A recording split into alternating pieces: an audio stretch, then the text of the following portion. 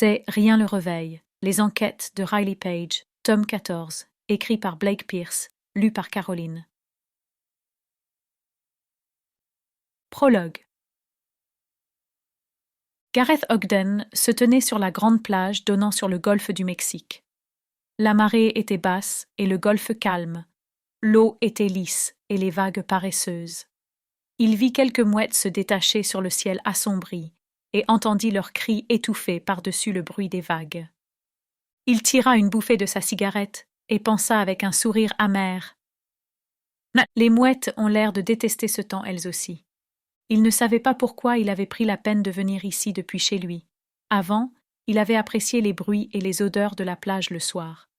Peut-être était-ce juste à cause de son âge, mais il avait du mal à profiter de quoi que ce soit dans cette chaleur étouffante. Les étés étaient de plus en plus chauds. Même après le crépuscule, la brise qui soufflait sur l'eau n'offrait aucune fraîcheur soulageante, et l'humidité était suffocante. Il termina sa cigarette et l'enterra dans le sable avec son pied. Puis il se détourna de l'eau pour retraverser la promenade longeant le front de mer et se diriger vers sa maison, une construction endommagée par les intempéries qui donnait sur l'ancienne route et la plage désolée. Tandis qu'il marchait dans le sable, Gareth pensa à toutes les réparations qu'il avait dû effectuer sur la maison après le dernier ouragan, il y avait à peine quelques années.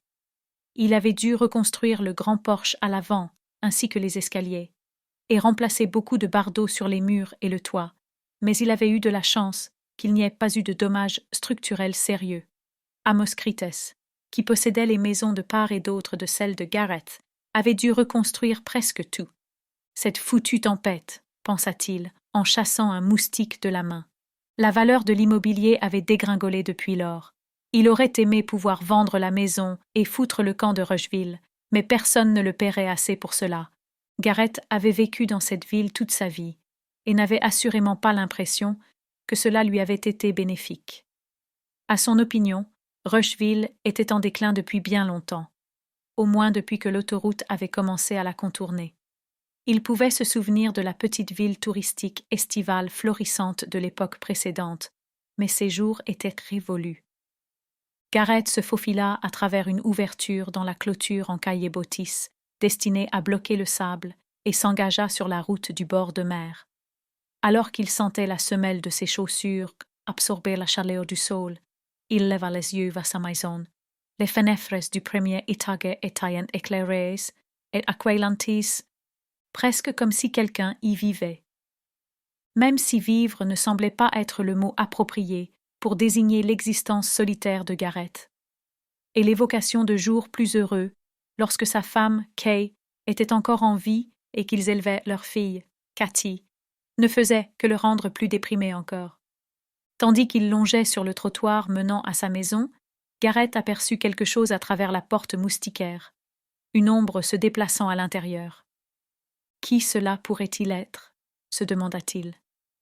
Il n'était pas surpris qu'un visiteur se soit permis d'entrer.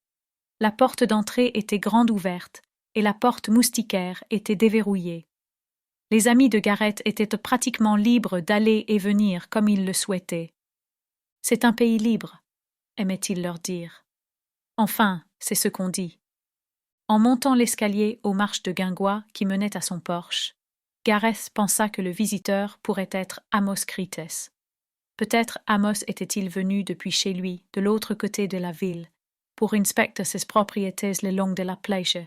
Gareth savait que personne n'avait loué l'une ou l'autre des maisons pour le mois août. Notoirement, chaud et moi était ici. Ouais, je parie que c'est bien de lui qu'il s'agit, pensa Gareth en traversant le porche. Amos passait souvent comme ça pour se plaindre et râler à propos des choses en général, et Gareth était heureux de participer en grommelant. Il supposait que, peut-être, lui et Amos exerçaient une mauvaise influence l'un sur l'autre pour cela. Mais bon, à quoi servent les amis ?